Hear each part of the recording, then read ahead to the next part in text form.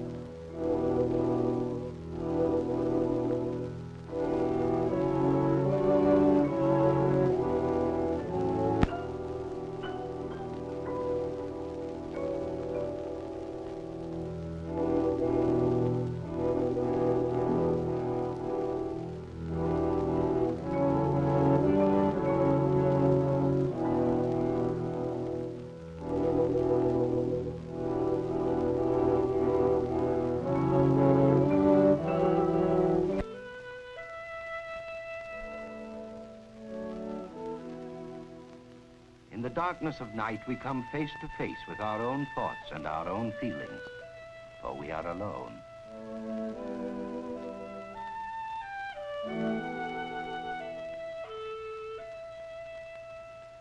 In the night, we can catch glimpses of what aloneness means, for it means many things. Loneliness is one of them.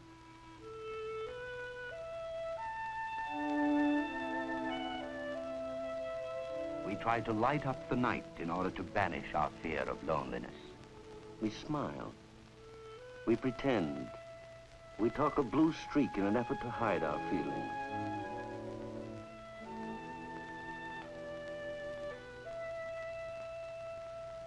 Surrounded by people, by the wrong people, we are lonelier than ever.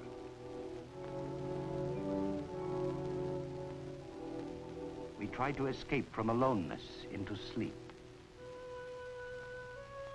But when real or imagined terrors prod us into alertness, the sleeplessness itself becomes a source of fear.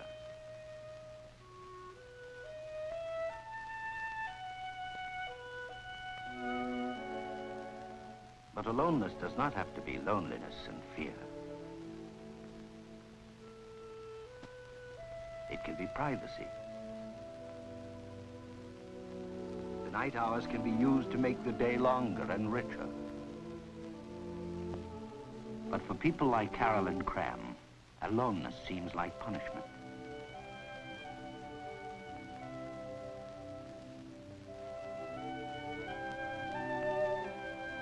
It means being shut off in solitude with her pain and her misery.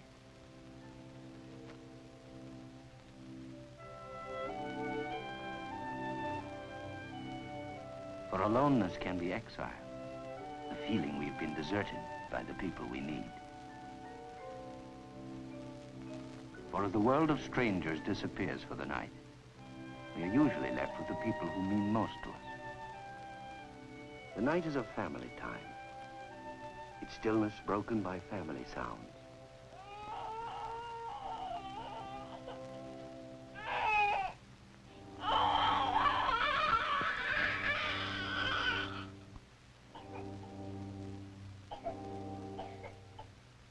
Bill Dunn can forget it while he still hears it.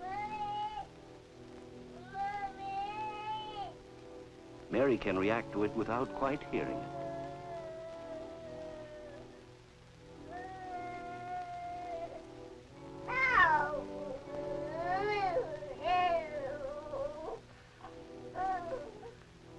What's the matter, Tommy?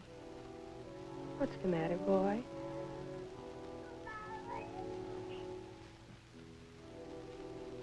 You are a little worn. No, don't cry. There are ordinary things to do about ordinary trouble. For doing is a way of striking out against troubles that may be worse.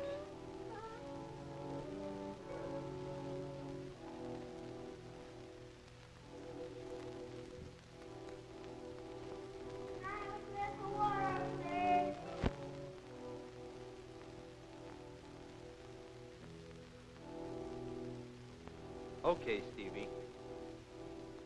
Now drink up and go back to sleep.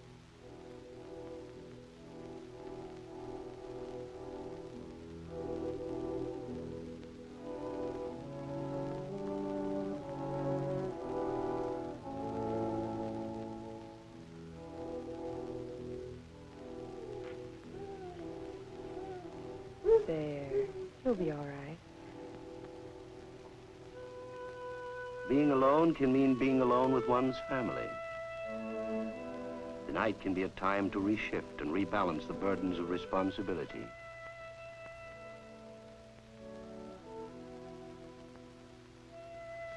Not fear, we say, just worry.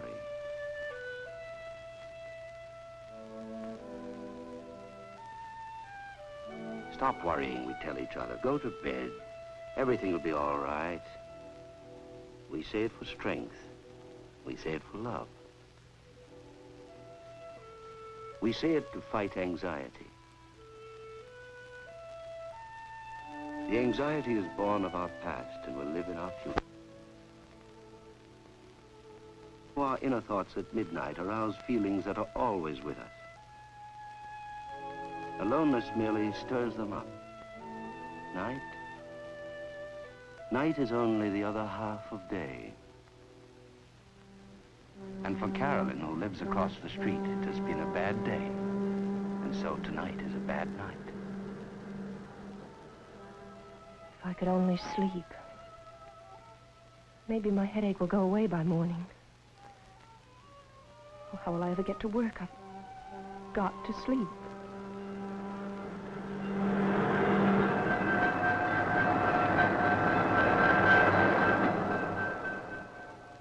Maybe one pill isn't enough.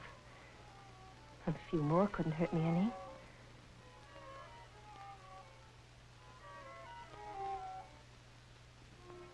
Maybe I can forget Mac if I sleep. But I shouldn't hate him. It wasn't his fault. He only found out the truth about me. For a little while I fooled him. He was so wonderful, so smiling. I used to feel smiling, too. How stupid I was. How stupid.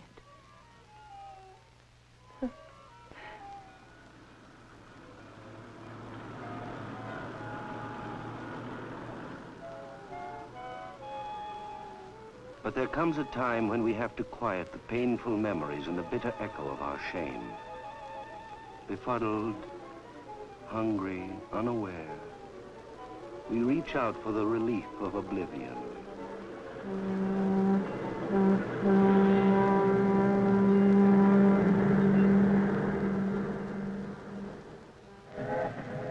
emerge from aloneness as the light returns. Day is a time for coming together, for work and action. We become people with jobs.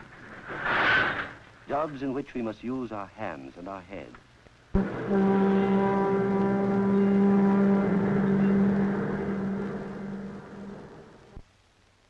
We emerge from aloneness as the light returns. Day is a time for coming together. The Dunns live on Elliott Street. No anxiety now, just irritation.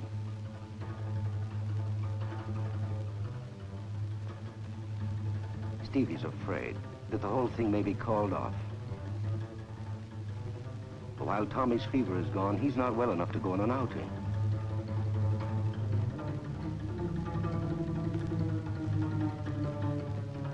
But then suddenly, everything is all right again. King Baby has given permission.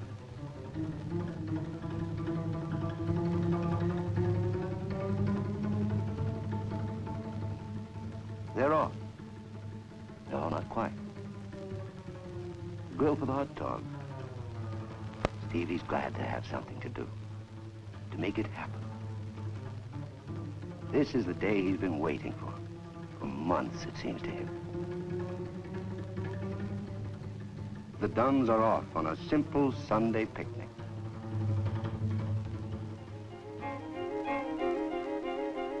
This can be a park, an ordinary Sunday, an ordinary family. Or it can be something much more important. It can be an Indian hollow, a tribe on the move to a new encampment, an exciting day that may forever leave its mark on a young, impressionable human. An ordinary man on his day off may really be a rival fisherman with all the skill Stevie dreams of having himself someday. Daddy can turn into a chief in charge of setting up the camp.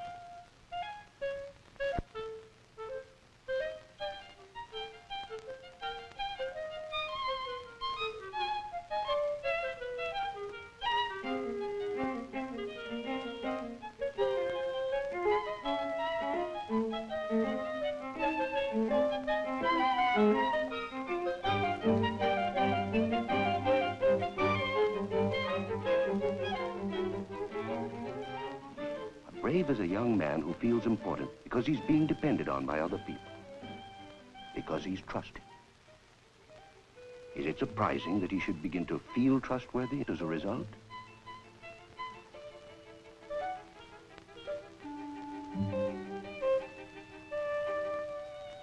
We all like learning to do new, important things.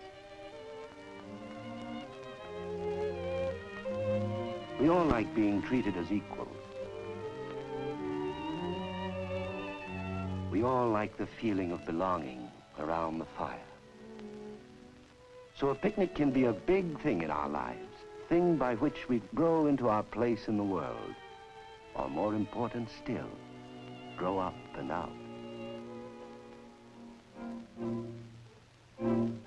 Growing is never easy. Growing is never done without some danger, some fear, and some courage.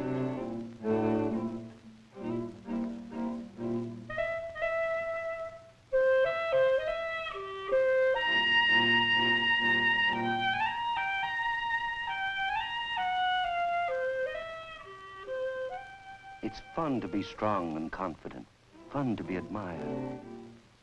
There's no growing without the risk of fear, the fun of licking it.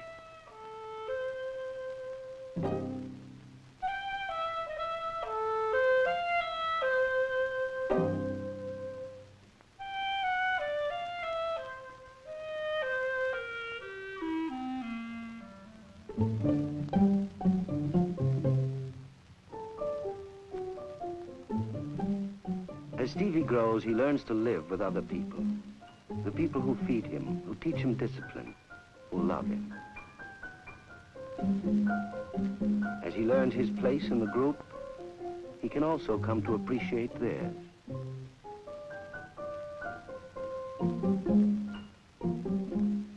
And with such security inside them, Kathy and Stevie can make their way in a fascinating world beyond their parents' apron strings.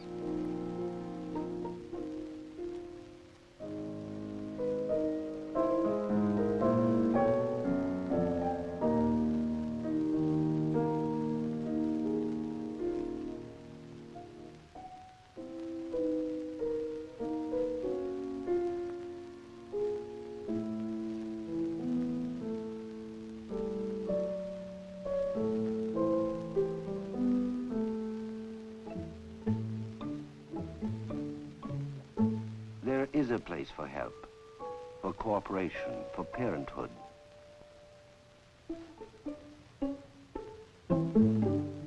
There are many things that remain difficult until fingers are longer or until the problems are understood.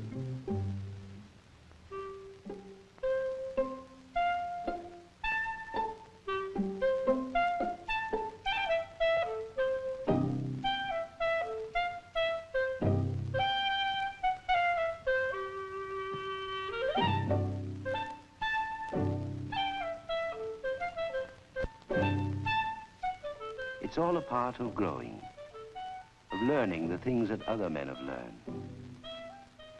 And not just men, but women too. Cheating a little girl out of the fun doesn't help make her more ladylike.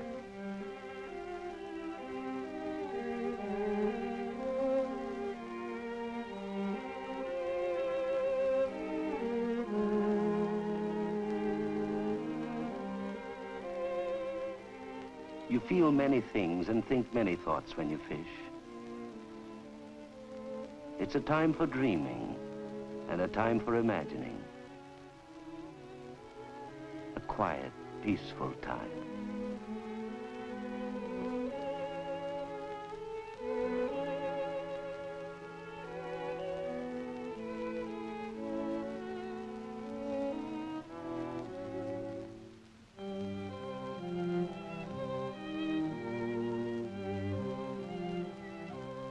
Yes, a picnic can be a big day, with everyone growing, everyone sharing the love, the warmth, the oneness that all people need and want. Such minutes in childhood help us grow to the fullness and richness of which we're all capable. Such minutes in childhood save months and years of hungry searching in later life. But some of us have a different kind of childhood. Because our inner needs for love and appreciation have not been fed, we frantically keep trying to satisfy them, suffering loneliness in the midst of people, in the light of day. Carolyn Cram is such a person.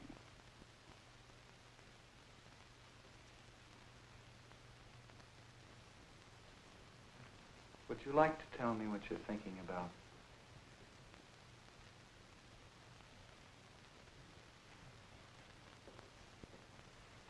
Nothing. Nothing?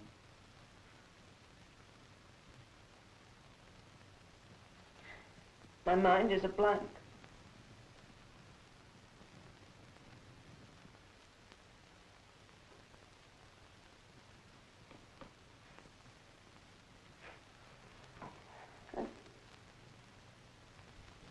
Notice the pattern on the carpet. I don't like it very much. It reminds me of the carpet in my room. It gives me the heebie-jeebies. The one in my room, I mean. It's old and worn out.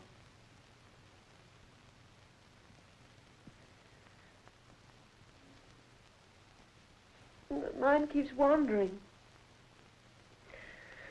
So many things go in and out. Like what? Oh, I don't know. Clothes, office, business, I don't know. I'm not really thinking about them. They're gone before... I really can't tell you about them. There's nothing to tell. I'm sorry.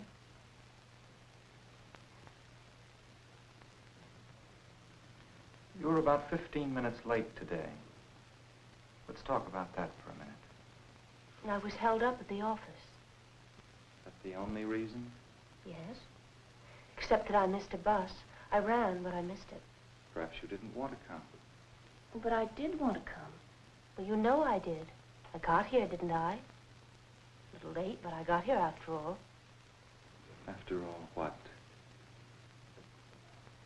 After all the delay, the business at the office and the bus. It wasn't my fault. Of course I wanted to come. Why shouldn't I want to come? Maybe you don't like talking to me. Oh, I do, usually. But not today. Nothing to say today. Nothing important, anyway. Do you think you have to talk about important things? So stupid. Not having anything to say. I feel like a fool. Why? Oh, I'm so boring.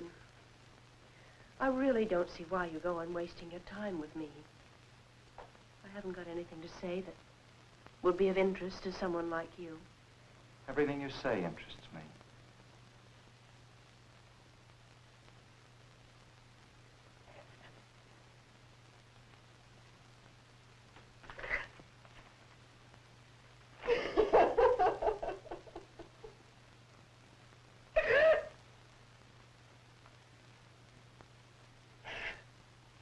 Sorry.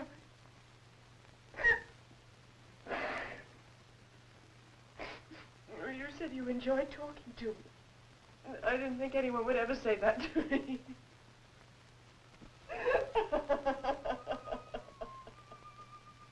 This is the first time Carolyn has cried in all the weeks she's been telling me about herself.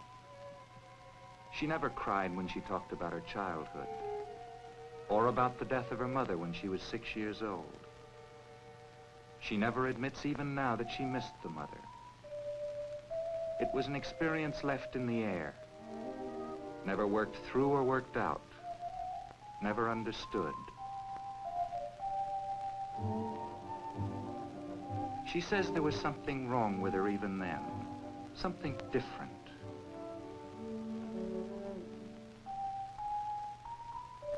Even in the years when Mr. Cram tried to be both father and mother. I didn't really appreciate him, I guess. It should have been the best time of my life. She had him all to herself, except for the job that supported them both. She remembers breakfast was a time for holding on, for trying to prevent his daily departure. Over and over again, she tells me that she loved her father and that he loved her. But every morning she was frustrated by his inevitable leaving. Every morning she suffered through the fact that he was all that she had to fulfill her inner needs. And so now at 25, she still thinks of love as something that should cause suffering.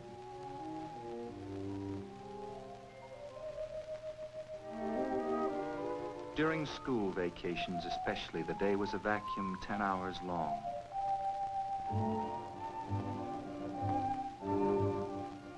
I didn't like to play with other children because I wasn't like them. It seemed safer and more comfortable to stay around the house. So her days were 10 hours of the pain she tries even now to dismiss with the phrase, "I guess I was lonely." For even now, she can't admit hating him for leaving her alone. Nothing else mattered to her but his coming and going. Nothing else could hold her interest or divert her hunger. She feels somehow that she deserved this kind of torture. But why, she doesn't know. For she remembers nothing of the guilt she felt in connection with her mother's death. Nothing of her confused feelings about her father. She can't remember those feelings because she doesn't want to remember them. They are too painful to remember, too close to the core of her trouble.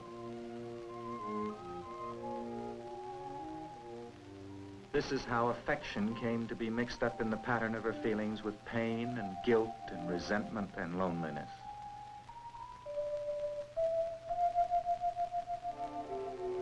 She had hours to practice the art of feeling deserted, the penalty for having a man all to herself. Actually, she had nothing to herself, for her inner needs were unsatisfied and becoming twisted. Nothing was real for Carolyn but loneliness.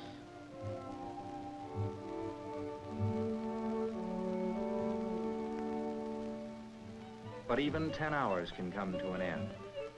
Father never stopped on the way home. I can still remember the sound of his steps on the driveway. The joy of being set free from my cage of loneliness. They seem like good days now. Her father would come home from his job. But this love is mixed up with sore throats and fever and the smell of medicine. Pain and balm are all confused in her mind.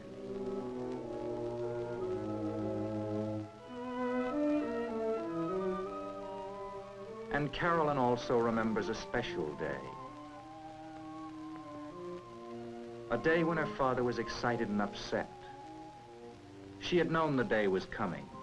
They had talked about it, but not very much. I guess he was afraid of hurting my feelings.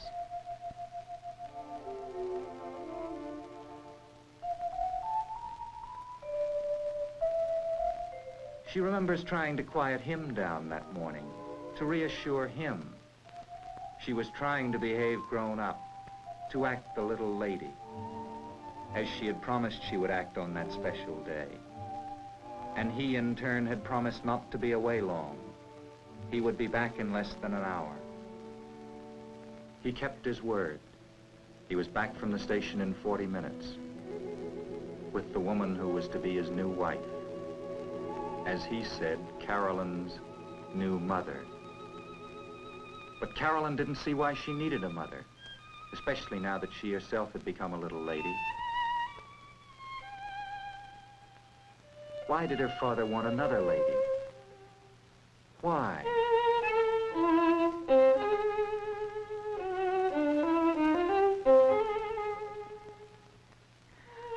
I don't know why I had to run. I don't know why I couldn't answer. I don't know why I wanted to cry or why I couldn't cry.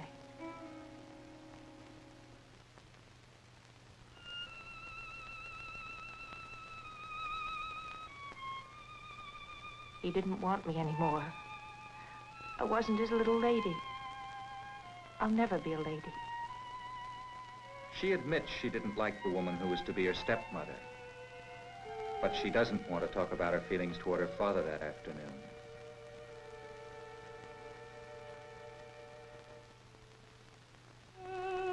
I felt sad, like when my cat died. But this time I couldn't cry. I was too sad to cry. He told me and that she would love me. But I didn't want her to love me. Nobody could love me. Nobody but my father. And now it seemed he didn't either.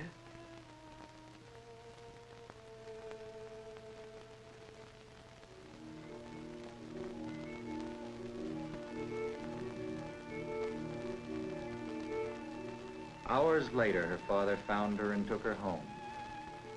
Carried her home in his arms, lovingly, like other days. Well, she didn't look like me. I told you she was so short. Well, maybe that's what shies yourself. Your height bothers you. You've always worried about it.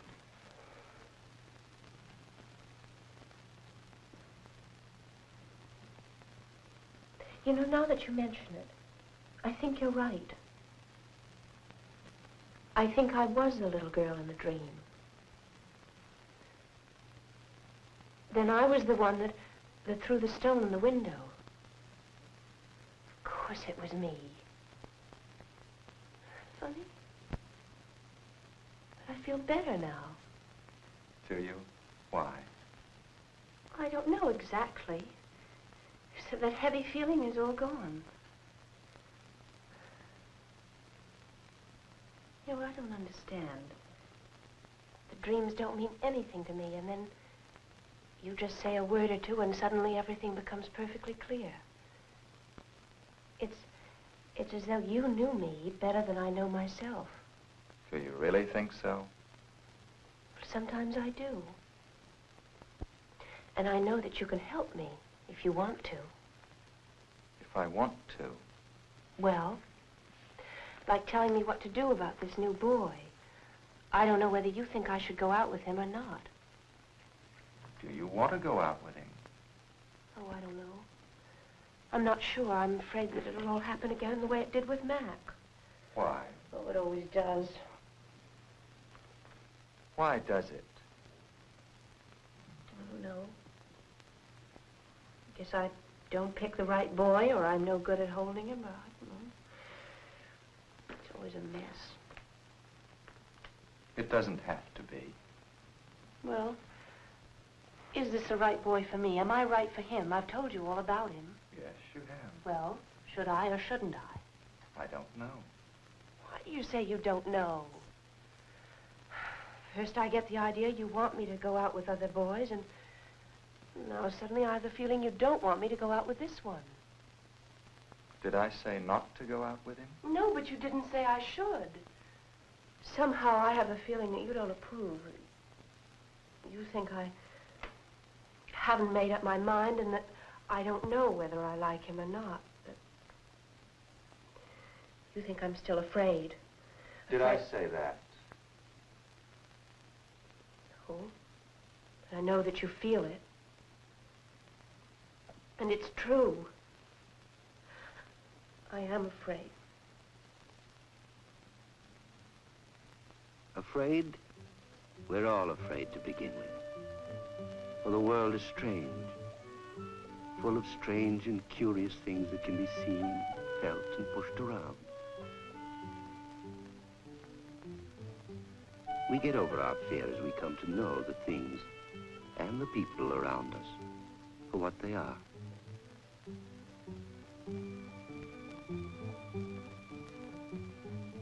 We all learn in time that we're not threatened, that the world is a safer place than we think.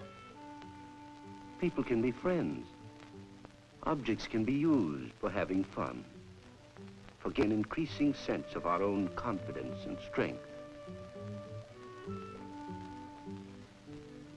For a 7-year-old, doing the household chores can be fun for the same reasons.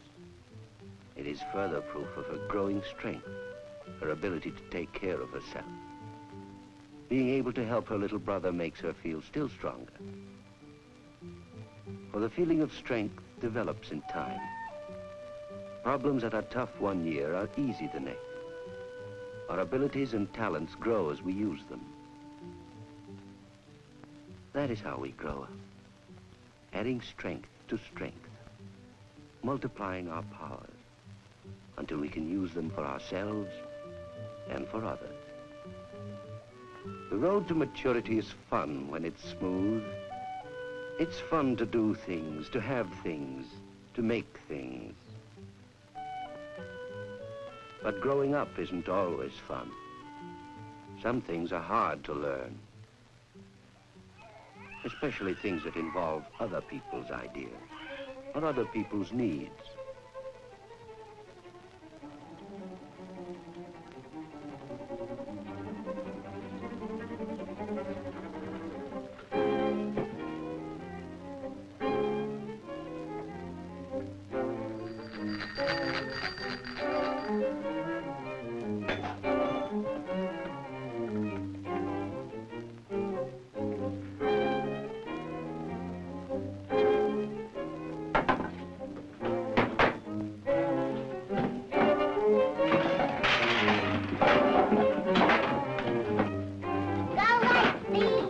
Stop it, children.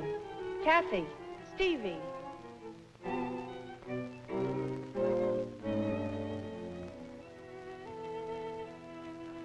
Daddy, Kathy's fighting.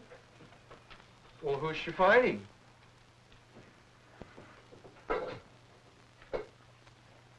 Kathy? I think it's time you help Mother set the table for dinner, honey. Stay with Daddy a minute, huh? What do you think you and Kathy fight so much lately?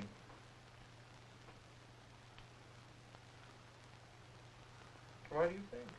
Because I want a room for my own. A room for my own. Well, we'll probably have a room for you someday. We just need a bigger house.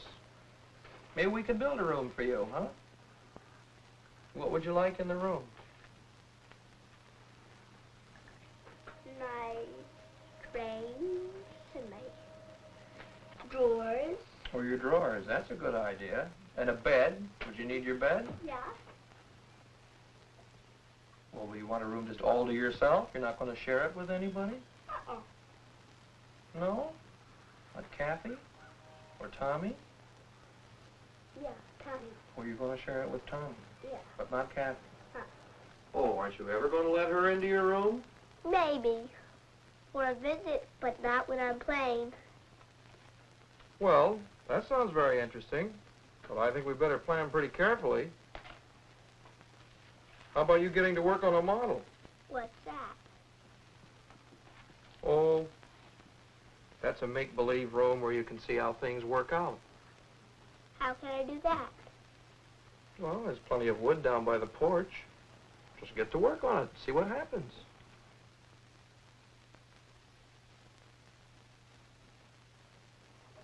Well, doesn't that look nice? I certainly am lucky to have such a sweet big girl to help me. You really are a help, Kathy. After dinner, you could bathe Tommy, too. Tommy never cries when I bathe him. Well, of course not. That's because he knows you love him. You do, don't you? Mm-hmm. But I don't like Stevie. I hate Stevie. You do? Why? Because he's a brat. Because he's always getting in my way. Well, that's because boys don't do quiet things like girls do. Sewing, for instance. We always feel better when we've expressed our feelings to another person, especially if we like that person and feel that that person likes us. It can be anyone we respect and trust.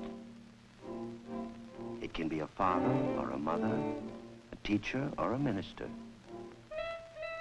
And for Carolyn, who couldn't really talk to her father, it is now a doctor. That story I told you about that party at Liz's house the other night, and about that boy, it wasn't true. I made it all up. And about that book I brought you last week, that was a lie, too. It hasn't been in the family for years. Just bought it at a second-hand store. Yes? Isn't that terrible? Why do I do things like that? Why do I go on lying to you? How can I ever expect to get any good out of all this if I don't tell you the truth? Maybe you had a reason for lying to me. What kind of a reason? You tell me. I don't know. I guess maybe I just wanted to impress you. Why would you want to do that? I don't know. I guess maybe it has something to do with all this trouble I've been having lately.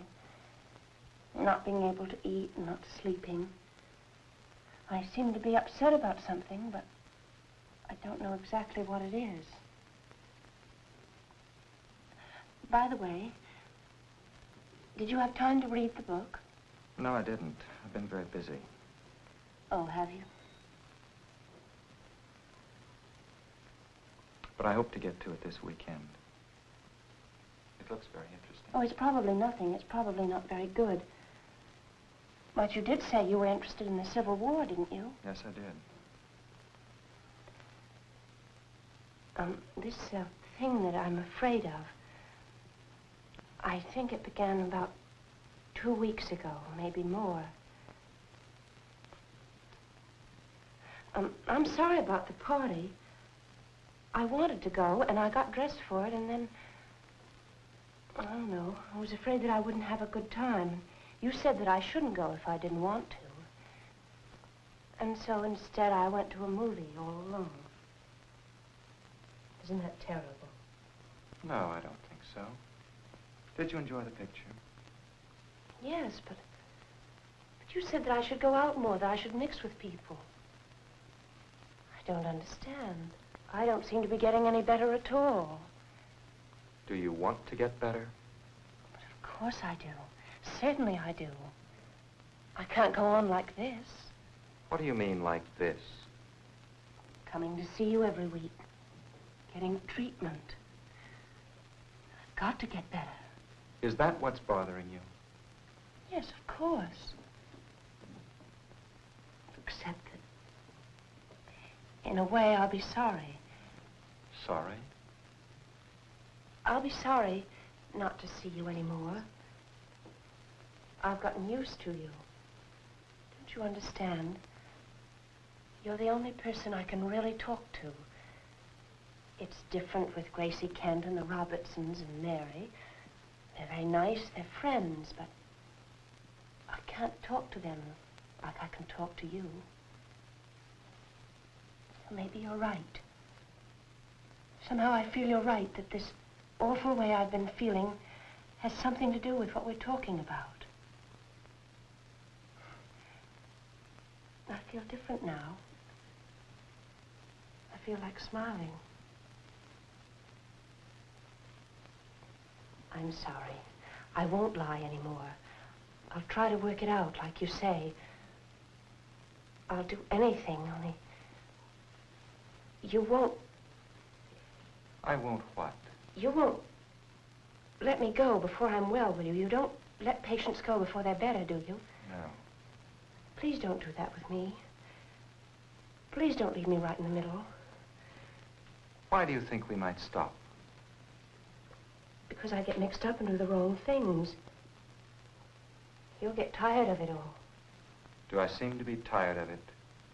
No. I'm sorry, only I need you. I need to talk to you. I'm scared. I'm scared it'll be like it was with Mac. Maybe I lied to Mac, too. Maybe that's why it all happened.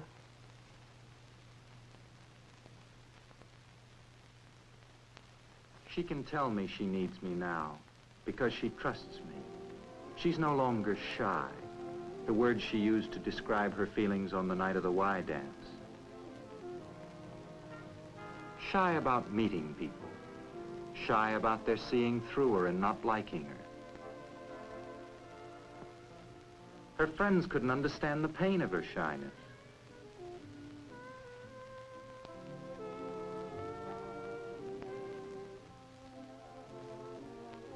They couldn't understand why she said she wanted to meet people but tried to run away from them when she had the chance.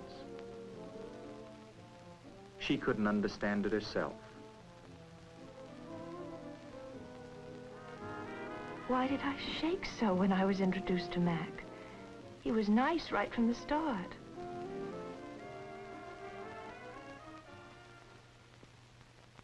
Later that evening, she felt better, more relaxed.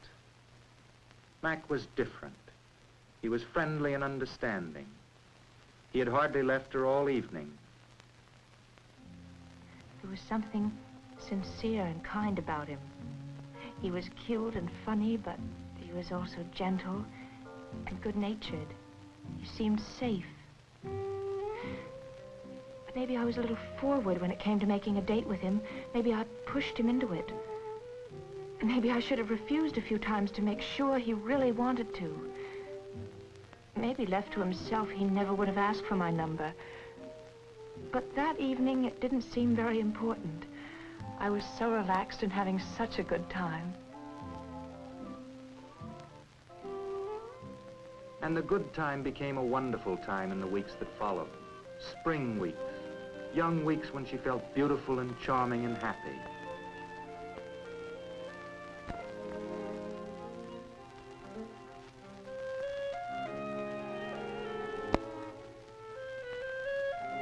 She had a man to herself again. She was happy. So happy she couldn't believe it would last. She didn't really deserve it, she felt. But soon they were sort of going steady. Parties, dances, and after dances, sometimes a little ride to get some air.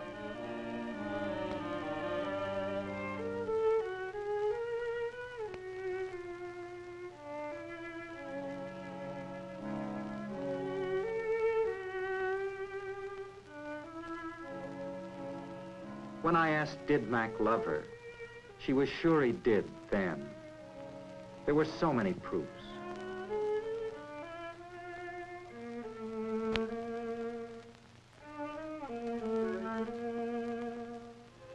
He was so loving, so tender, so sweet. We had such wonderful times together. I wanted to be his wife, to love him forever. And he wanted me very much. Sometimes too much.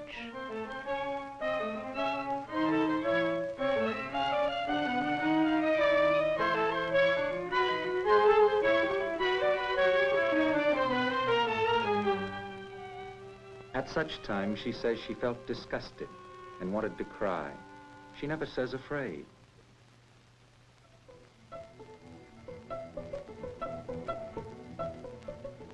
They kept on seeing each other all that spring. Carolyn was sure she was in love. She couldn't stand being away from him. Even a few minutes made a tremendous difference.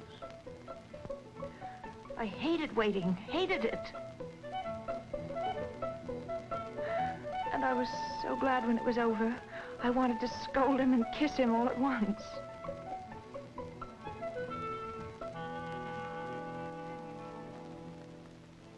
There were little arguments, she remembers. He said, she said kind of arguments. He might have dressed for a ride when she had dressed for the movies because the weather had been uncertain. When I wanted to change, he said it wasn't necessary. We could go to the movies if I wanted to. But he wanted a ride, and I pleaded, let's go for a ride. I only wanted to please him, to do whatever he wanted to do.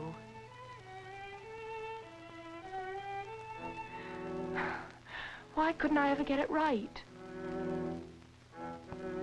But he didn't understand. He thought I was making a fuss about nothing. Many of their dates turned into arguments over nothing.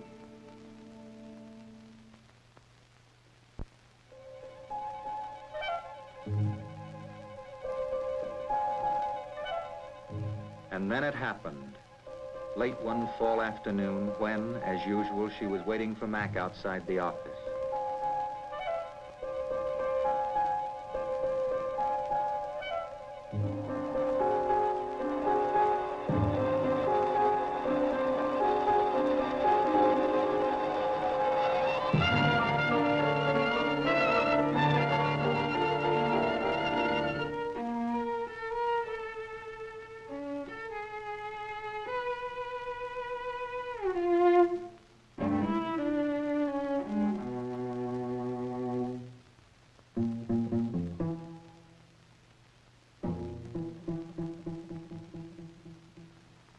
I just had to get out of there. I couldn't stand meeting him. I couldn't stand seeing his face. I never wanted to see him again. Did you hate him, I asked? No, I loved him. That's why I didn't know what to do.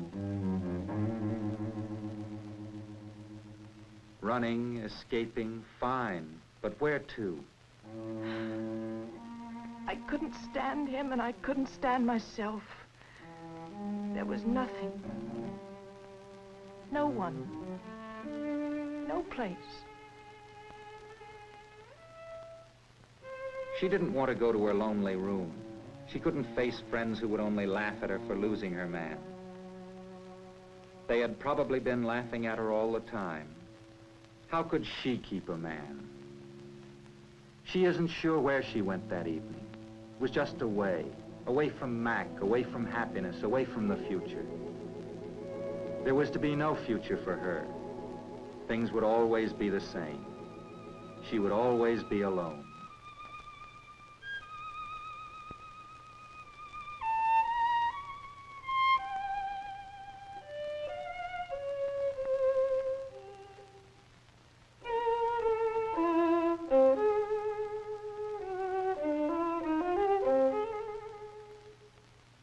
By the time the sun was going down, she had reached the other side of town.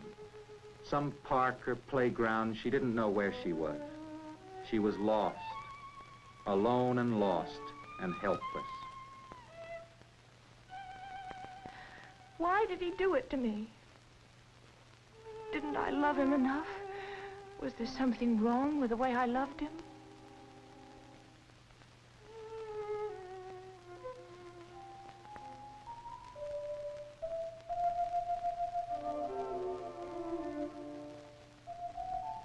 But it grew dark and it grew cold, and no one came to take her home, lovingly in his arms.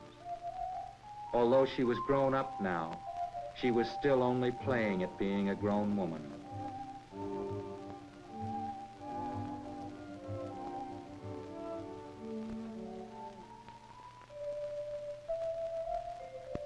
But I couldn't stay in the park forever.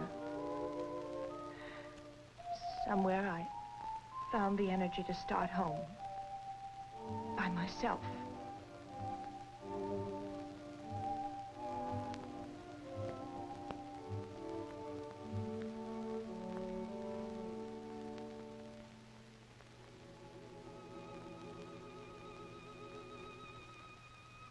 She realized she was hungry now, very hungry, and remembered a restaurant on the way. But when she got there, the lights, the people, their talking and laughing were too much for her.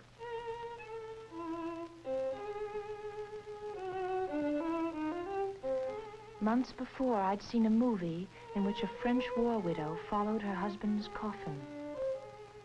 I felt like that woman now, but it seemed to be my own coffin I was following. And worst of all, there was that terrible feeling that somehow or other she had been responsible for the death. She, Carolyn, was the guilty one. She had done something to Mac, and at the same time she had done something to herself, something terrible.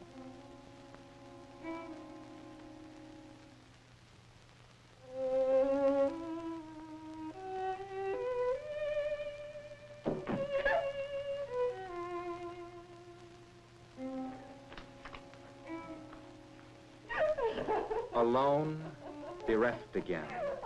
But now there is no one to wait for. No one would be coming home. There was someone, the girl who lived in the next room. She'd heard crying and wanted to help, but she was the wrong person. Carolyn didn't want her shame revealed. Besides, who could understand her problems? Who would believe how different she was? For hours through the night, she wallowed helplessly in the quagmire of self-contempt.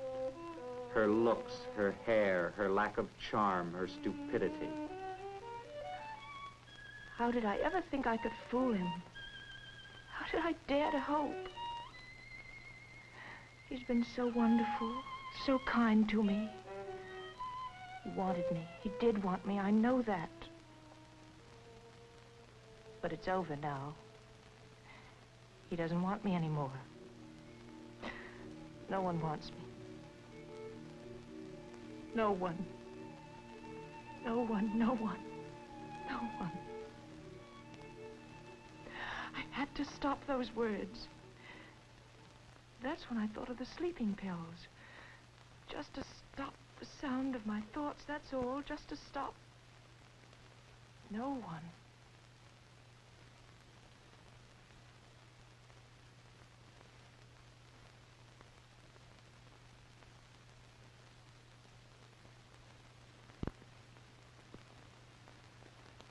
What are you thinking about?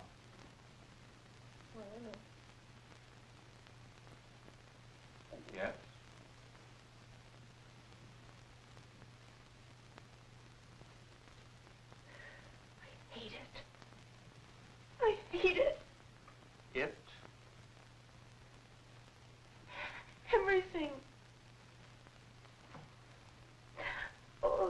months, all this talking, not getting me anywhere. I'm just the same as I always was.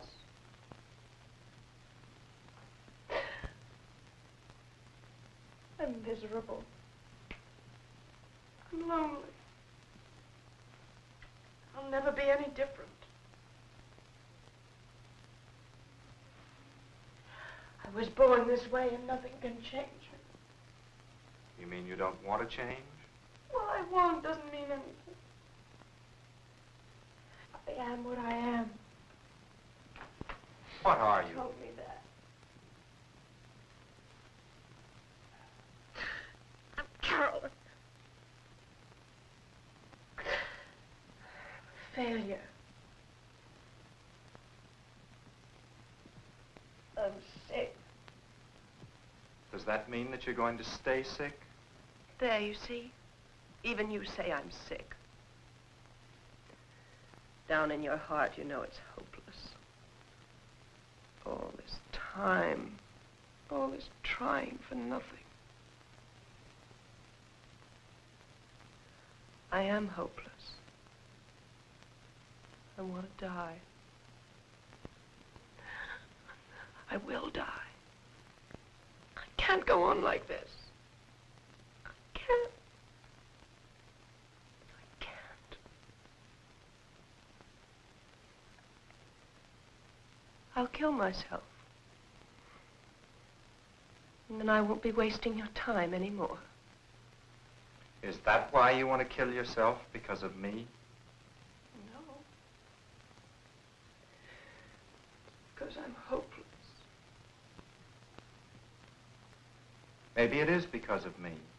Maybe it's a way of proving that I can't help you. If you were very angry at me, it would be a good way of getting back at me, wouldn't it?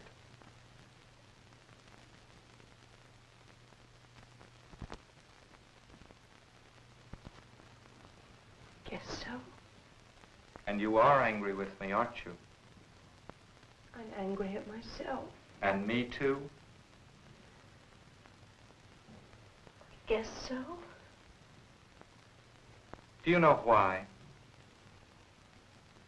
Because I don't seem to be getting any better. And so you want to punish me? I guess so. And you wanted to punish Mac. Were you angry with him too?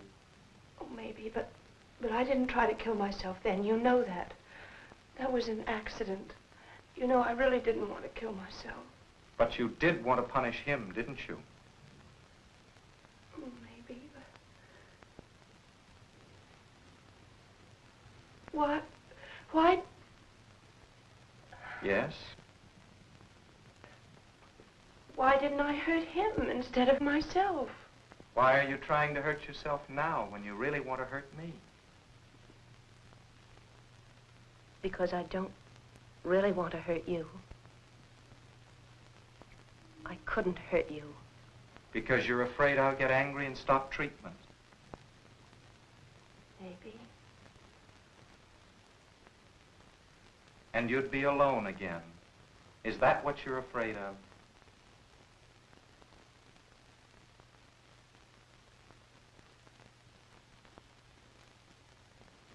Admitting her fear of being alone is possible now, because Carolyn has found within herself some of the inner strength we all need to face that fact. As treatment continues, her strength should gradually increase until she can stop seeing me and can accept the responsibility of living with her feelings.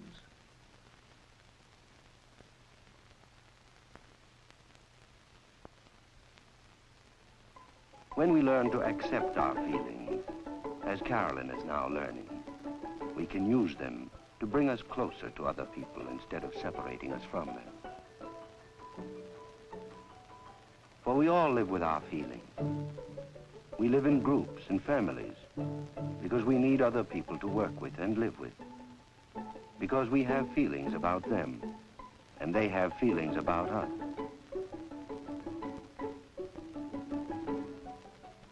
Children need the love that grown-ups need to give.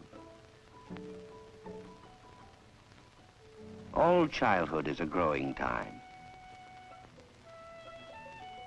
Learning to venture forth among strangers, learning to get along with others, acquiring the skills that feed our pride and sense of accomplishment, coming to know ourselves, learning to live with people instead of against them or in spite of them. Some of us still have it to learn, even when we're adults. And some of us, like Carolyn, must go directly to psychiatry for help in understanding our tangled feelings, for help in working out our day-to-day relations with the people in our lives. But Carolyn is not being made over into a new person. She'll always be Carolyn. Psychiatry, like a good childhood, can only help her be herself more fully, more satisfactorily.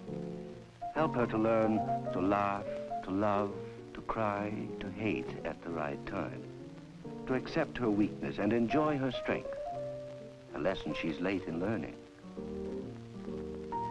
For this is the morning when the day begins. This is the child where the person begins. The child are all the inner needs that must be fed and satisfied. Allowed to blossom, encouraged to grow, the child naturally moves towards strength and maturity.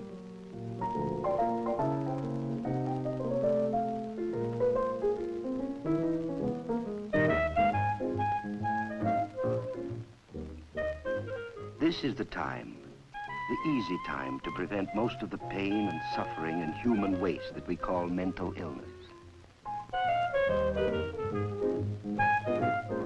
In the child are all the forces that can explode into misery. But the child, understood and loved and respected, will not easily yield to the pressures of life.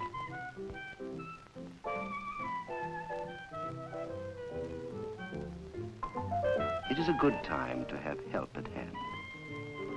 For we cannot grow unless we feel secure and confident. And confidence only develops as we prove our worth to ourselves and the people who love us. This is the place to start making a person, here in brightness and sun, in the beginning. He can pick up habits of fear or habits of courage. He can learn to depend on violence or on reason. He can learn to withdraw into himself or to move out toward people.